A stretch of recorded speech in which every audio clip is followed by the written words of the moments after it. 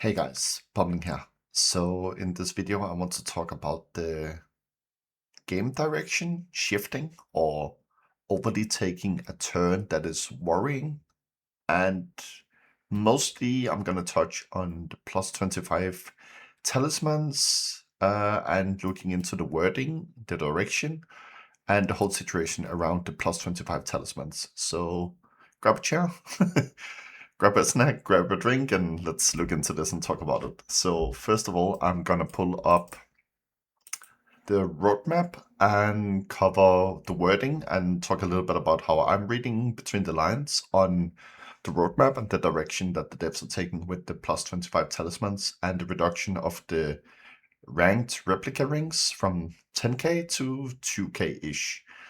So here's the wording on the roadmap we got a while back. And it basically says that they agree that having something to work towards at endgame is nice. Absolutely agree. Like having little goals to chase is almost a must. A big agree on this. So as they remove the endgame grind from the rings, they will also introduce the new talismans. Okay, I don't necessarily disagree with the approach. I think removing some of the Warcrest strain and removing this is going to be some napkin math, but beforehand you needed, let's say, 10k-ish Warcrest to get your full sovereign. I understand not every build and every class wanted to run full sovereign, but you needed 10k for your best in slot armor pieces, let's say, and then you needed 10k for the ring. So reducing the 10k on the ring down to 2k removes the need for 20k total Warcrest-ish down to 12k. 10 extra bonus stats from getting a full set of pure talismans is really not the big deal here. Like, it's gonna scratch a very minor itch with min-maxing and dopamine.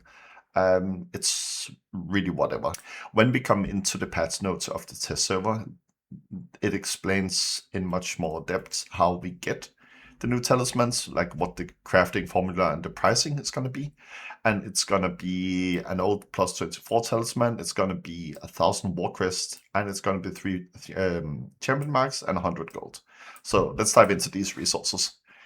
These plus 24 talismans you can craft pretty much just from breaking down RBR bags. I think even rare fortune pieces are giving 200 purple fragments. I'm not too sure about that. Going into dungeons and scavenging or collecting fragments, you can do that from humanoid mobs. You can do chapter 22. You can buy these on the market. There's plenty of ways to get talismans. Warquest, pretty much only PvP. You can only get this that way. Champion marks, you can only get this from PvE, and golds, I mean, you can get that from just logging in and cultivating and selling the goods. You can go farm mobs and vendor the items. You can do a lot of stuff. You can do Twitch jobs and get this gold, like, over years. So the gold is really not an issue. The talisman is really not an issue. The Warcrest PvP time investment whenever you're done buying your gear, which fits the theme of what this item is supposed to be. You're done gearing, you have your best in slot. Now you can get 1 extra stat by replacing a talisman from 24 to 25. The 3 Warquest, sorry, not Warquest, the 3 champion sparks is my biggest grudge with this direction. And let's dive into it a little bit more. 25 talismans being able to be traded is a double-edged sword. I think on one end of the spectrum, we have the players that absolutely don't want to step into the dungeon ever again or ever for the first time. They're like pure PvPers, anti-PvE. They never want to touch this content because it involves champion marks and PvE. Okay, so if those players wants to be involved in this content, they still have the end game goal of they now need to get golds and they can't use their Warcrest. So their full inventories of, let's say, 1,000,000 Warcrest, 100k, 20k, whatever leftover Warcrest they have, they can't use those to really do anything apart from going in and buying potions for themselves, which is good. You could already do that. They can then go in and buy boots and gloves of Vanquisher and sell them to other people, other players on their auction house on trade chat and get a little bit of gold coin back so they can extract gold and value out of their overflowing Warcrest, making gold and then buying these talismans. Okay, the system kind of solves that player base and that segment. The other end of the spectrum is all the players that want to do both PvE and PvP. So they can go in and do champion marks from speedrunning and hard modes. They can get a little bit of war crest for just playing their main characters, and then gold. I mean, this 100 gold to me is a non-factor. But instead of buying them on the marketplace, they can go in and grind them themselves. So pretty much both segments of the players are included in the content, and I think that's important that you don't alienate any segment of the player base, no matter what your approach is. However, I think champion marks is a brute force by the devs. I think this is not necessary to add as one of the currencies. I think dungeons are already being used in the game. You already have your dungeon run groups where people are going in and they are running dungeons to get your wards. You're already running into dungeons to get your soulstone talismans for your sentinel slot. You can do dungeons, if I don't remember correctly, to get your event slot item also. There is plenty of reason to, yeah, you can.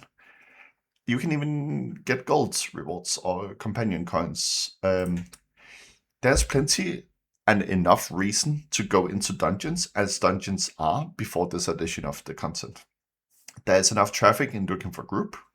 Funnily enough, just looking for group here in game. People are looking for crypt and BS and whatever. Like, there's enough traffic and appeal to go into the dungeons. What about the champion marks then? Well, if we go to the vendor of champion marks, all of these items are kind of sought after. Like, you can do one speed run and you can get 2 random seeds, and I think each seed has a 1% chance to becoming a purple seed, an endless seed, and to me personally, this is one of my check marks that this is still a chase item for me, even though I really don't want to spend my time going into dungeons. This on its own is enough appeal that I'm thinking about going into dungeons on my main that has done it 100 times over and over. All of these rewards here, maybe minus the companion con, as I don't really care about that. All of these rewards are good, like getting a purple container that will guarantee a crit on a talisman, sure. Temporary Aegis if you don't have a permanent, sure. Potion of Acclaim, maybe some people still need them. Check the Unreal Guild site. There's like a guide for getting more Potion of Acclaim for a one-time quest. Companion coin, a box from chapter 22, which is giving 24 talismans, 2 random new ones. One of them can be armor.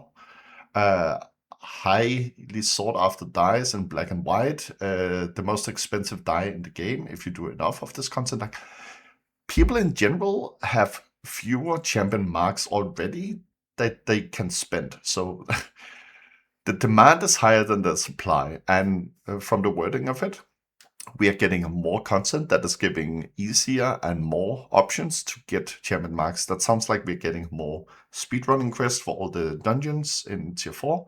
And with the upcoming dungeon in Land of the Dead Part 2, Tomb of the Vulture, the unreleased dungeon that we're getting later this year, or starting testing later this year, it sounds like there will also be speedrunning and hard modes there. So there will be more options to get champion marks. Champion marks don't need a sync right now. No one is sitting on a mountain of these and they have nothing to spend them on. At least that's my understanding of the situation of this currency in the game. So champion marks don't need a what's the word I'm looking for here? They don't need a sync, and dungeons don't need any more artificial pressure on forcing more traffic into the dungeons that people are already running. There's enough reason to run the dungeons. And you don't really want grumpy anti-PvEers to feel forced to get into the dungeons. I covered it a little bit earlier in the video. You technically don't need this. This is not a big power creep. It's just a little for fun chase item to have, so it's not a big deal. But at the same time, I feel like the champion marks don't need to be brute forced. And what I mean by brute forced is there was already 13 pages of feedback towards the cost of 25 talismans. The dev seems to be hell-bent on they will absolutely not listen to this feedback, since they haven't changed the direction yet. And I think that's maybe a mistake, that they are so blinded by pride and proudness of the content they're creating. They have this vision of they're creating this future PvE content that will give more champion marks, and maybe that can create this situation of more people are trying hard modes for the first time, enjoying it, and then doing it and again and again. And I want to talk a little bit about the mindset of PvE and PvP players. Speaking of players, I cannot talk for everyone, so here is a chance that I'm gonna be in the wrong, and I'm gonna own up to my mistake. If I'm in the wrong, let me know if I'm in the wrong here. I can talk about myself, the people in my social circles, and how I'm reading and hearing feedback from streamers, forum posts, and whatever else in-game interactions I have with players.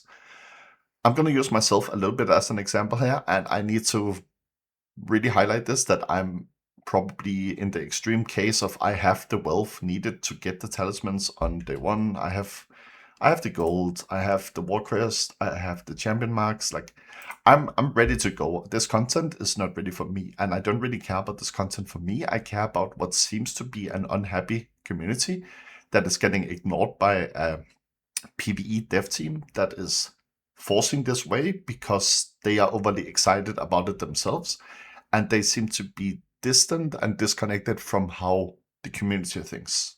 And I think this is the big point. I'm going to use myself as an example. I've done Lost Veil. I did it before I even wanted the marks, as you saw in the clip before. I already have my marks. I didn't really use them. I just saved them up because I wanted to go in and do this content just as a one-time thing. I personally, whenever I log into the game and if I have guildies online, I want to instantly take these guildies, form a group, and go do PvP and RVR and play the game. I understand that's not the only way to play the game. So when we went in and did this, I did have fun. I did enjoy doing this content. I did it as a checkmark, as a chase item. I was like, okay, we have this content. We can go study it. We can practice for it. We can go in and perform our strategies that we made up for each of these encounter. We can conquer it and then close the book and then never touch it again. That's how I, as a player coming in to the content, saw the content. And I don't have a need or a desire to go revisit this. These achievements here is a checkmark for me that I have conquered this content and I don't need to revisit it. The fight is going to be the same if I go in and do it again. I don't need to speedrun it to do it 100 times. I don't need to go complete it to get the currency. I don't have a need to revisit this content. This was a one and done dump for me. Maybe not everyone sees it like that, but I think I represent some level of the PvP community that is willing to have some PvE tolerance, that you go in and do the necessary thing. Sometimes you even go in and help a friend get their gear and get their awards. Sometimes you go in just to spice it up a little bit, but not too often. The issue is that, again, this could be super biased and I'm out of the loop and not in touch with the rest of the community.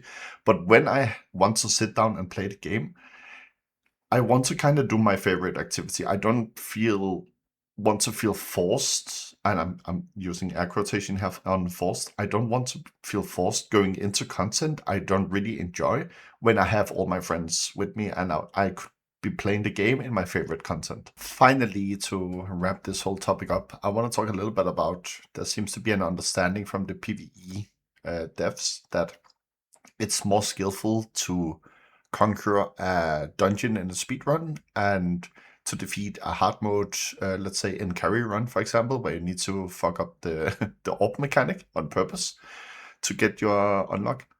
I understand that argument. I don't necessarily disagree with it, but at the same time, you can get carried through 24 speedruns as a healer without having to do a single mechanic. So I don't think there's unisons in claiming that any champion mark is a skill achievement or performance per se. At the same time, Warcrest, you can also lead your way to that. You can stand on 1,000 bios and let it flip in an empty zone, and you can get your Warcrest as an extreme example. So